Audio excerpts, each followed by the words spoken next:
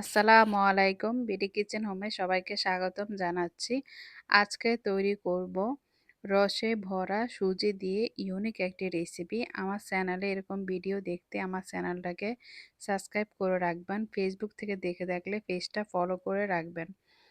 তো রেসিপিটা তৈরি করার জন্য আমি প্রথমে এখানে নিয়ে নিচ্ছি 1.5 কাপ সুজি।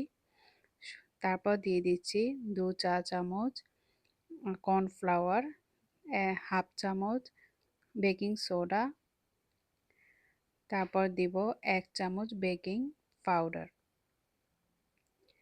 সবগুলো শুকনো উপকরণ আমি একসাথে ভালো করে মিশিয়ে নিচ্ছি।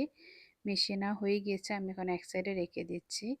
তারপর অন্য একটি বাটিতে আমি 1/2 কাপ দিয়ে দিচ্ছি চিনি, 1/2 কাপ দিয়ে দিচ্ছি লিকুইড দুধ, তারপর দিয়ে দিচ্ছি একটি ডিম।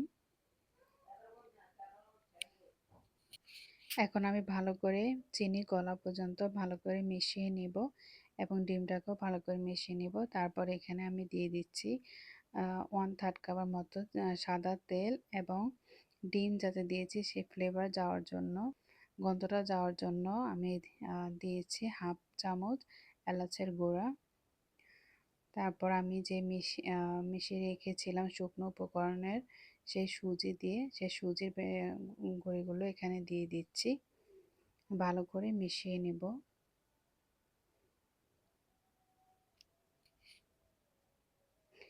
এভাবে সুন্দর করে মিশিয়ে নেওয়ার পর আমি আরও 1 কাপের মতো দুধ অ্যাড করব।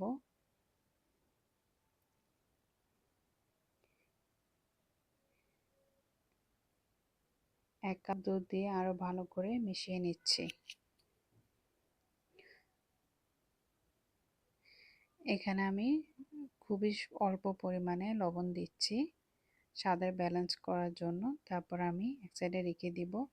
এখানে আমি একটা পাতিলে 1 কেজি দুধ নিয়েছি, এটা আমি খাঁটি গরুর দুধ নিয়েছি। তারপর এখানে আমি দিয়ে দিচ্ছি 1 কাপ খেজুরের মিঠাই দিয়ে আমি ভালো করে জাল করে নিয়েছি। তারপর এটা উঠিয়ে রেখেছি। এখানে আমি কেকের যেই মলগুলো থাকে ছোট ছোট সেগুলোকে মধ্যে তেল ব্রাশ করে নিয়েছি। তারপর আমি সুজি বেড়াটা দিয়ে দিচ্ছি। দেখতে পাচ্ছেন আমি অল্প কিছু ফাঁকা রেখেছি, এটা ফুলে যাবে তার জন্য।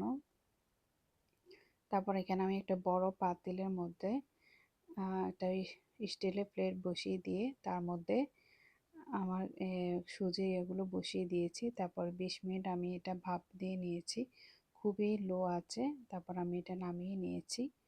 এখন ঠান্ডা করে আমি ছুরি দিয়ে চারপাশ একটু ছাড়িয়ে নেওয়ার চেষ্টা করছি।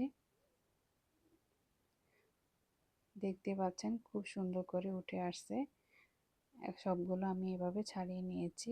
এখন আমি যে দুধ জাল করে রেখেছিলাম, কুসুম গরম দুধ এখানে আমি দিয়ে দেব।